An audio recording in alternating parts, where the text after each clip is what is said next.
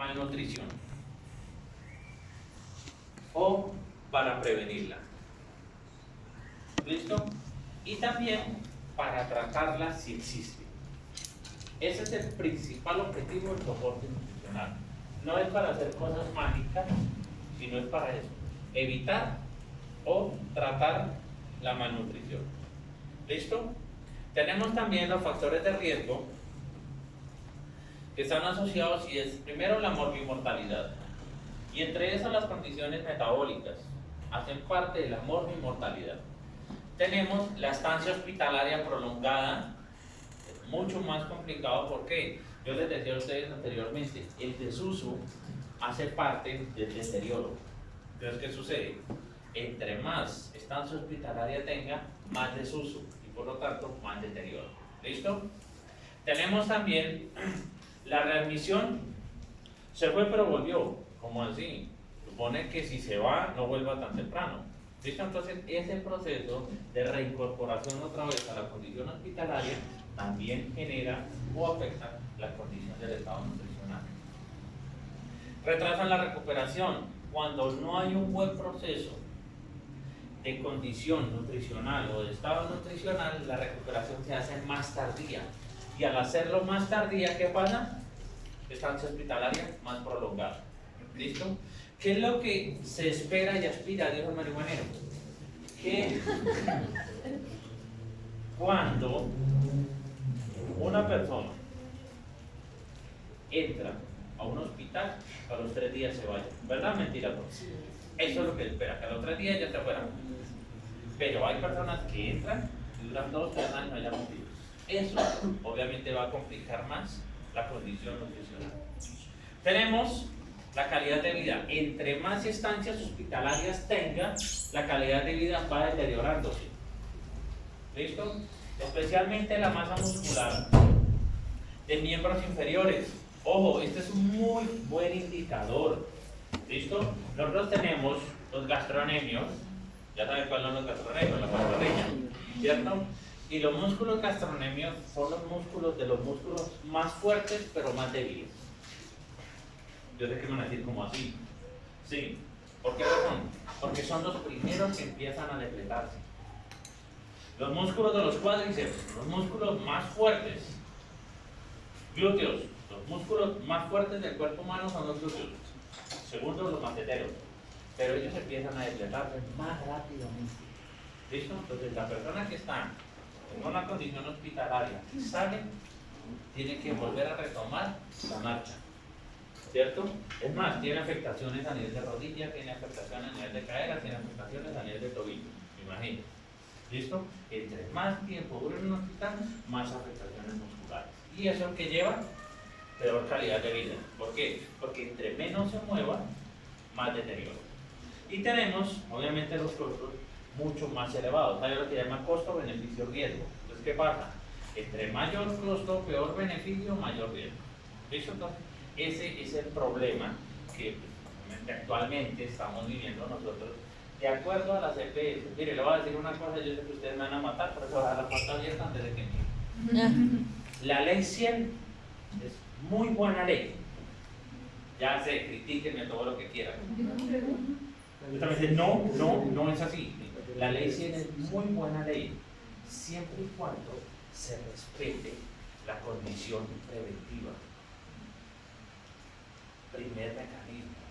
¿Listo? O sea, si se invierte más énfasis en la atención primaria, sería excelente ley. Pero ¿cuál es el problema? Que se hace más énfasis en los demás niveles de atención y por lo tanto se deterioró. Por eso ahora no sirve. ¿Ya me hago entender? ¿Listo? Después analizamos esto más profundo. Antes de que me mate. ¿Listo? Tenemos lo siguiente. Cuando nosotros hablamos de compartimentos, estamos hablando que un 5% está el glucógeno, tanto hepático como muscular. En un 27% la proteína, pero en un 68% la grasa. Reservas energéticas, estoy hablando. ¿Listo? No es que tengamos 68% de grasa, con 68% de grasa ya estamos hablando de superobesidad. ¿Listo? No, es en reserva energética. ¿Qué significa? Que yo tengo que empezar a mover esta reserva. Por esa razón no es aumentar las kilocalorías de manera exagerada. ¿Listo? Es mejorar la posibilidad de movilizar esta reserva. La otra vez estuve hablando con una profesora que me decía, no, imagine que yo subí 2 kilogramos de peso. Y a ella le decían, sí, pero pudo haber sido grasa. Hay que moverlas. ¿Cómo se mueve? Moviendo la masa muscular. ¿Listo? ¿Ok? En un paciente crítico, nosotros, como nutricionistas dietistas, nos apoyamos del profesional de fisioterapia. ¿Listo? ¿Por qué? Porque si el paciente crítico no mueve la masa muscular, no se recupera. Usted puede llegar y decir, tengo un paciente entre el dieta hiperproteica, ¿voy a recuperarle esa masa muscular? No. Al paciente hay que moverlo, hay que mover extremidades, hay que mover el cuerpo para que ese músculo se estimule y mejore la absorción. Por eso cuando alguien dice, no, yo quiero subir de peso, pero no quiero hacer ejercicio, usted no suba, quédese así. ¿Listo? ¿Por qué razón? Porque tengo que estimular el músculo.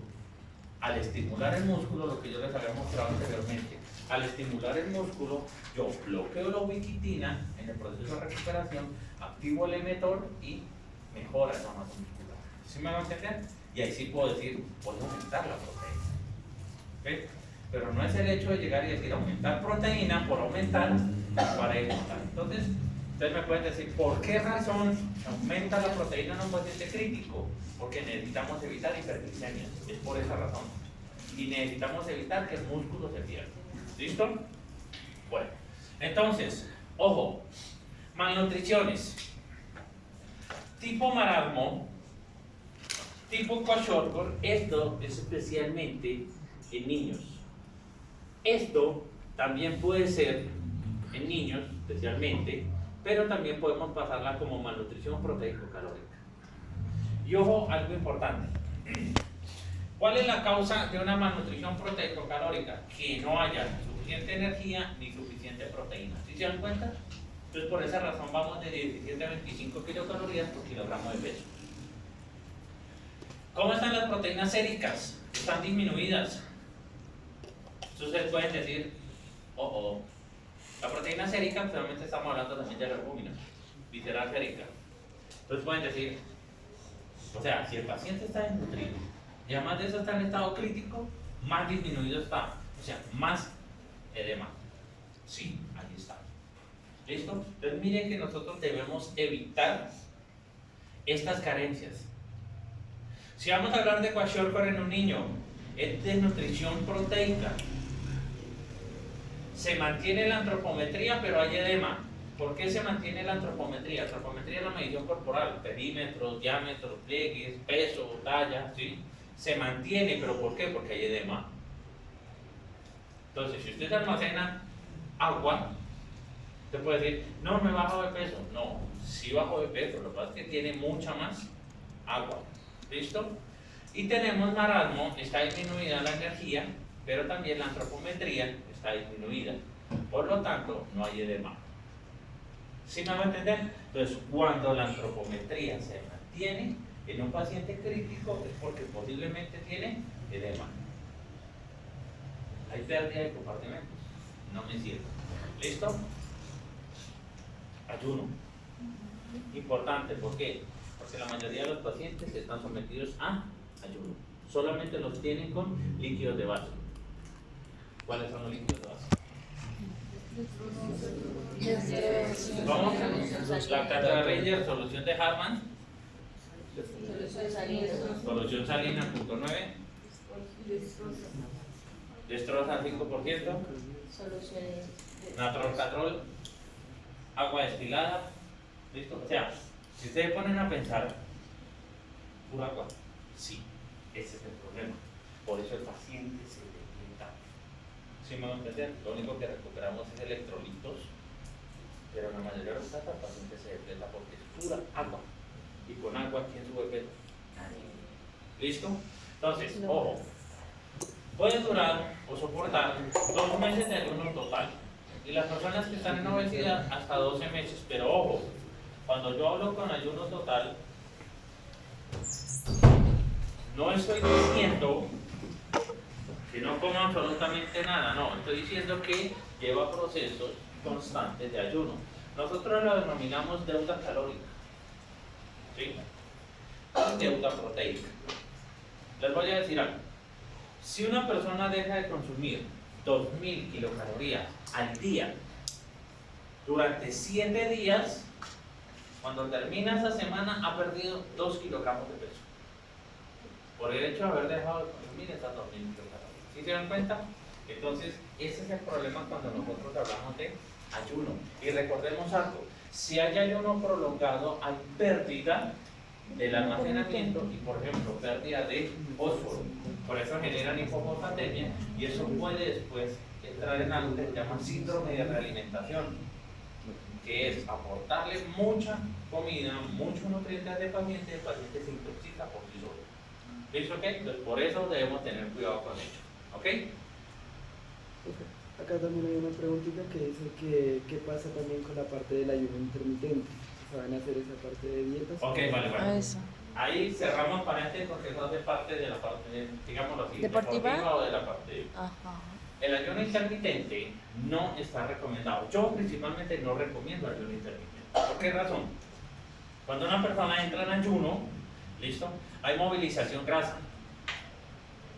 Esa movilización grasa hace que los ácidos grasos se transformen en algo que se llama cuerpos cetónicos. Entonces entra en algo que se llama cetosis. El ayuno intermitente hace que la persona entre en cetosis. Ustedes me pueden decir, pero ¿qué pasa que entre en cetosis? La cetosis elevada hace hiperglicemia o resistencia a la insulina. Por lo tanto, una persona con ayuno intermitente puede entrar en resistencia a la insulina o prediabetes. Me pasó solamente con un deportista, también trabajo con deportistas. Él es maratonista y ultramaratones por encima de los 80 kilómetros. ¿Listo? Y resulta que él hizo ayuno intermitente y cuando le hicieron la valoración dijo, ojo, prediabético, ¿qué pasó? ¿Qué está haciendo? ¿Cómo? No, es que yo hice ayuno intermitente. ¿Y quién le mandó eso?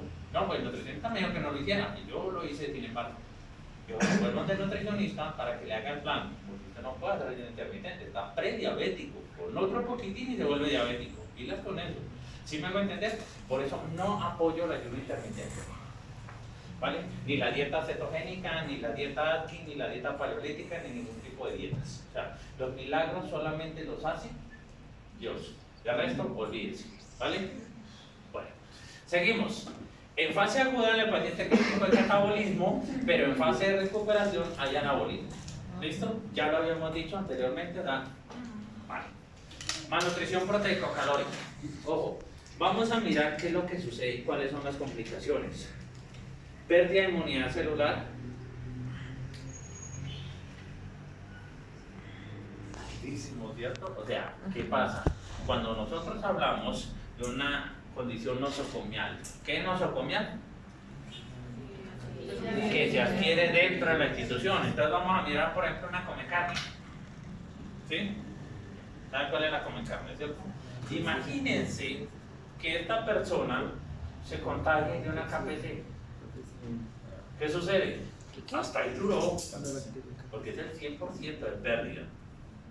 Miren, estamos hablando de bronconeumonía, que está en los porcentajes más elevados. O sea, ni se acerque a alguien que esté tosiendo. Palabras más, palabras menos. Tenemos incapacidad de andar y recordemos algo, cuando una persona pierde la capacidad de movilizarse, estamos hablando que esa persona ya pasa a una condición mayor de deterioro muscular. ¿Por qué? Lo primero que hace una persona se llama sarcopenia, ¿sí? Después de la sarcopenia, si pierde cianocobalamina, entra en algo que se llama fragilidad. ¿Listo? Fragilidad no es esa persona que es tan frágil, como yo se volvió frágil, entonces si lo tocamos de parte, no. Fragilidad es que no tiene la capacidad de hacer las mismas funciones a la misma velocidad ni con la misma energía, ¿cierto? Después de fragilidad entra en un deterioro ya. Y ese deterioro se llama discapacidad. Después de la fragilidad entra la discapacidad, mire, incapacidad de andar.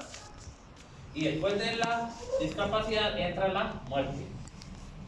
¿Sí me hago entender? Entonces, si la persona llega acá, estamos hablando que tiene un mayor riesgo de muerte.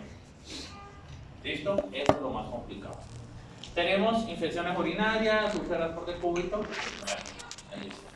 ¿Listo? Entonces, es bastante alto. ¿Cierto? Por eso debemos mantener